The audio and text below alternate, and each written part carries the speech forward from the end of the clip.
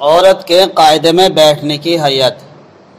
عن ابن عمر رضی اللہ عنہ مرفوعا اذا جلست المرأة في الصلاة وضعت فخذها على فخذها الاخرى۔ حضرت عبداللہ ابن عمر رضی اللہ عنہ مرفوعا رسول اللہ صلی اللہ علیہ وسلم سے روایت کرتے ہیں کہ جب عورت نماز میں بیٹھے تو اپنی ایک ران کو دوسری ران پر رکھ لے۔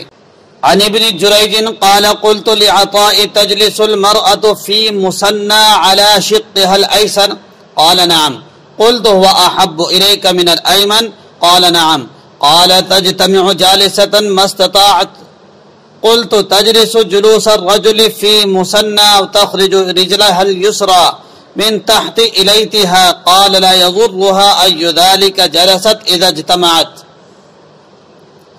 ابن جریج رحمت اللہ علیہ سے روایت ہے کہ میں نے حضرت عطا تابعی سے پوچھا کہ کیا عورت نماز میں اپنی بائیں طرف کھسک کر دونوں پیر دائیں جانب نکال کر دو زانوں پر بیٹھے گی؟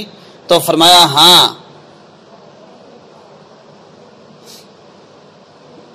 میں نے کہا کیا یہ آپ کے نزدیک دائیں طرف کھسک کر بیٹھنے سے زیادہ پسندیدہ ہے؟ فرمایا ہاں۔ پھر فرمایا وہ جہاں تک ہو سکے سمٹ کر بیٹھے۔ میں نے کہا کیا مرد کی طرح دو زانوں بیٹھے گی یا بائیں پیر پر سرین کے نیچے سے دائیں جانب نکال کر بیٹھے گی؟ فرمایا جس طرح چاہے بیٹھے، مضر نہیں بشرطے کہ خوب سمٹے رہے۔ حضرت عطا تابعی کی اس اثر حدیث سے یہ معلوم ہوا کہ پیروں کو دائیں جانب نکال کر بیٹھنا ہی عورت کے لیے پسندیدہ ہے۔ دوسرے یہ کہ مرد کی طرح نہیں بیٹھنا چاہیے بلکہ سمٹ کر بیٹھنا چاہیے۔ تیسرے یہ کہ چونکہ مذکورہ حیت واجب نہیں ہے بلکہ سنت ہے، اس لیے فرمایا جس طرح چاہے بیٹھے، مضر نہیں، مگر ہر دو صورت میں اس کو سمٹی ہوئی رہنا چاہیے۔ عن عبداللہ بن عمر انہ سئل کیف کان النساء یصلین علی عہد رسول اللہ صلی اللہ علیہ وسلم قال كنا يتربعن ثم امرنا ان يحتفظن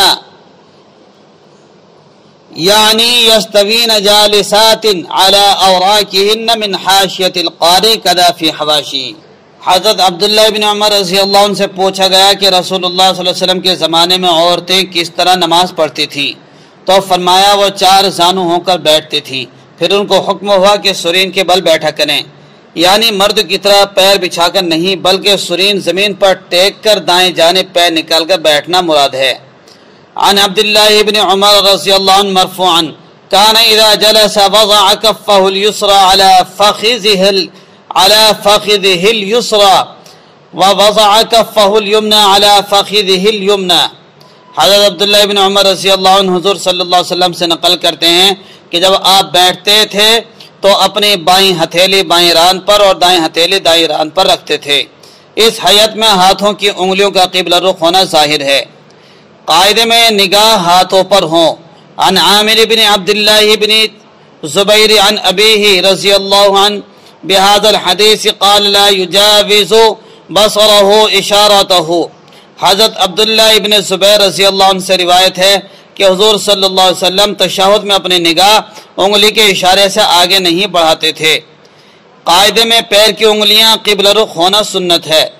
عن عبداللہ بن عمر رضی اللہ عنہ قال من سنت الصلاة ان تنصب القدم اليمنى واستقباله باصابعها القبلة والجلوس على اليسرى۔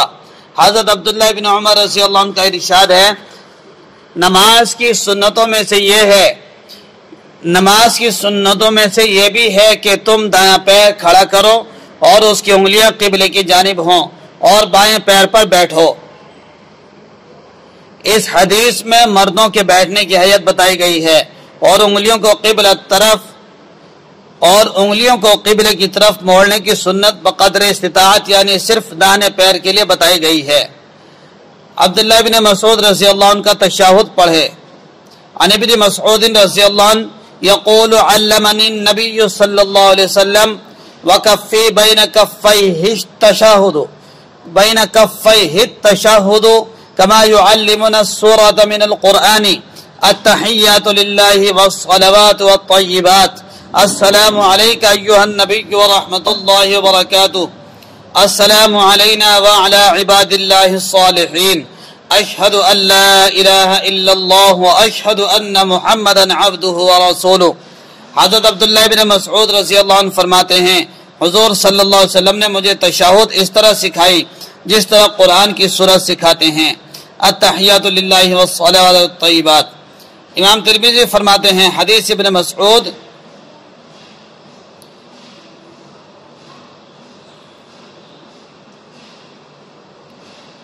امام ترمذی فرماتے ہیں یعنی تشہد کے بارے میں حضور پاک صلی اللہ علیہ وسلم سے جتنی احادیث مروی ہیں ان میں حضرت ابن مسعود رضی اللہ عنہ کی تشہد والی روایت سب سے زیادہ صحیح ہے۔ تشہد میں شہادت کا اشارہ کرنے کی کیفیت۔ عن وائل ابن حجر رضی اللہ عنہ قال رأيت النبي صلى الله عليه وسلم قد حلق الإبهام والوسطى ورفع التي تليها يدعو بها في التشهد۔ حضرت وائل ابن حجر رضی اللہ عنہ فرماتے ہیں میں نے حضور صلی اللہ علیہ وسلم کو دیکھا انگوٹھے اور بیچ کی انگلی سے حلقہ بنائے ہوئے ہیں اور اس سے ملی ہوئی شہادت کی انگلی کو اٹھا کر اشارہ فرما رہے ہیں تشہد پڑھنے کی حالت میں۔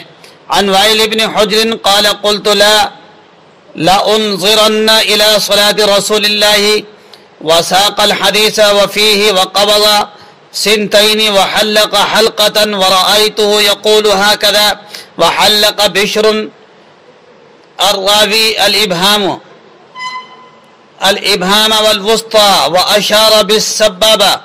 حضرت وائل بن ابن حجر رضی اللہ عنہ فرماتے ہیں میں ضرور رسول اللہ صلی اللہ علیہ وسلم کی نماز دکھاؤں گا۔ پھر انہوں نے دونوں انگلیاں خنصر و بنصر کو بند کر لیا۔ خنصر یہ والی انگلی، بنصر چھوٹی والی انگلی کے پاس والی۔ خنصر سب سے چھوٹی انگلی جس کو ہم کہتے ہیں کن کی انگلی، بنصر کن کی انگلی کے پاس والی انگلی کو کہا جاتا ہے۔ خنصر اور بنصر کو بند کر لیا اور ایک حلقہ بنایا۔ حضرت بشراوی حدیث نے انگوٹھا اور بیچ کی انگلی کو ملایا اس طریقے سے، یہ دونوں بند کر لی اور یہ انگوٹھا ایسے ملا لیا اور ایسا حلقہ بنایا اور شہادت کی انگلی سے اشارہ فرمایا۔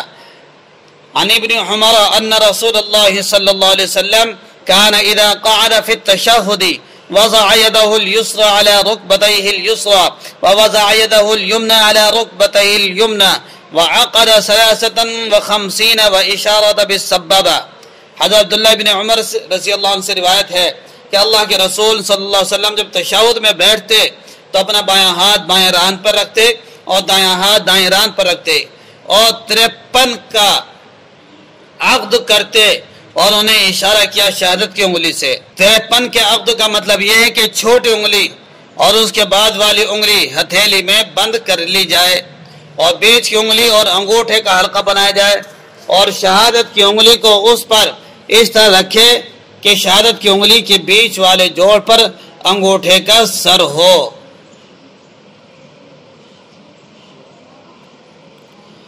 تشہد میں انگلی کا اشارہ توحید کا ہے۔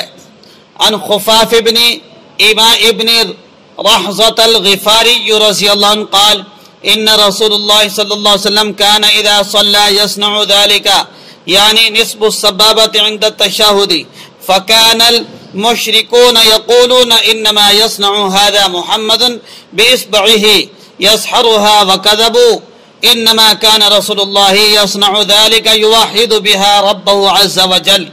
حضرت خفاف بن ابن ایما غفاری رضی اللہ عنہ فرماتے ہیں کہ اللہ کے رسول صلی اللہ علیہ وسلم جب نماز پڑھتے تو اس طرح کرتے یعنی تشہد کے وقت انگلی کا اشارہ، تو مشرکین کہتے ہیں کہ محمد صلی اللہ علیہ وسلم اپنی انگلی سے یہ اشارہ سحر کرنے کے لیے کرتے ہیں اور یہ انہوں نے جھوٹ کہا۔ در حقیقت اللہ کے رسول صلی اللہ علیہ وسلم یہ اشارہ کرتے تھے اپنے رب عز و جل کی توحید ظاہر کرنے کے لیے۔ تو انگلی میں جو تشہد کرنے کا اشارے کی جو حکمت بتائی گئی وہ یہ کہ اس سے توحید جھلکتی ہے کہ اللہ ایک ہے، جس طریقے سے ہم ایک انگلی سے اشارہ کرتے ہیں۔ تشہد میں انگلی کو قبلے کی جانب اٹھائے۔ عن عبداللہ ابن عمر رضی اللہ عنہ قال اصنعوا كما كان رسول الله صلی اللہ علیہ وسلم يصنع قال فوضع يده اليمنى على فخذه واشار باصبعه التي تلي الابهام الى القبلة ورمى ببصره إليها أو نحوه ثم قال هكذا رأيت رسول الله صلی اللہ علیہ وسلم يصنع۔ حضرت عبداللہ ابن عمر رضی اللہ عنہ سے روایت ہے کہ انہوں نے ایک صحابی سے فرمایا اس طرح کرو جس طرح اللہ کے رسول صلی اللہ علیہ وسلم کرتے تھے۔ راوی کہتے ہیں کہ حضرت عبداللہ بن عمر نے اپنا دائیں ہاتھ دائیں ران پر رکھا اور اب اپنے انگوٹے سے ملی ہوئی انگلی کے ذریعے قبلے کی طرف اشارہ فرمایا اور اپنی نگاہ بھی اس طرف ڈالی، پھر فرمایا میں نے اللہ کے رسول صلی اللہ علیہ وسلم کو اسی طرح کرتے دیکھا ہے۔ تشہد کے اشارے میں انگلی کو ہلاتے رہنا نہیں ہے۔ عن عبداللہ ابن زبیر رضی اللہ عنہ انه ذکر ان النبی صلی اللہ علیہ وسلم كان يشير باصبعه اذا دعا ولا يحركها۔ حضرت عبداللہ ابن زبیر رضی اللہ عنہ بیان فرماتے ہیں کہ اللہ کے نبی صلی اللہ علیہ وسلم جب اللہ کو توحید کے ساتھ پکارتے تو اپنی انگلی مبارک سے اشارہ فرماتے اور انگلی کو اٹھاتے وقت حرکت نہ دیتے تھے۔ یہ تشہد میں بیٹھنے کی حیت ہے، یعنی جب پہلے قاعدے میں بیٹھتے ہیں، گویا کہ ہم 4 رکعت والی نماز کا طریقہ بیان کر رہے ہیں، تو ان میں سے ہم نے 2 رکعت یہاں تک پوری کر دی۔ اب 2 رکعت کے بعد 3 رکعت کے لیے کھڑا ہونا ہے، اس کی کیا کیفیت ہوگی وہ کل بتائیں گے۔